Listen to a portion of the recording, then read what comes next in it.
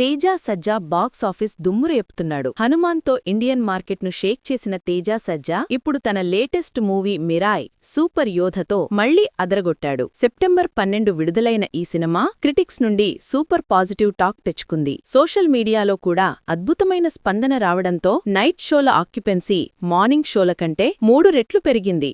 Day 1 collections Mirai first day దాదాపు 12 కోట్లు వసూలు చేసింది. ఇది తేజ సజ్జా గత సినిమా హనుమాన్ ఓపెనింగ్ 8.05 కోట్ల కంటే దాదాపు 4 కోట్లు ఎక్కువ. Teja Sajja top 5 opening movies day 1 collections Hanuman 2024 12.2 కోట్లు. ప్రీమియర్స్తో మిరాయ్ 2025 12 కోట్లు. ఓ బేబీ 2019 2.5 కోట్లు. జాంబీరెడ్డి 2021 1.51 కోట్లు.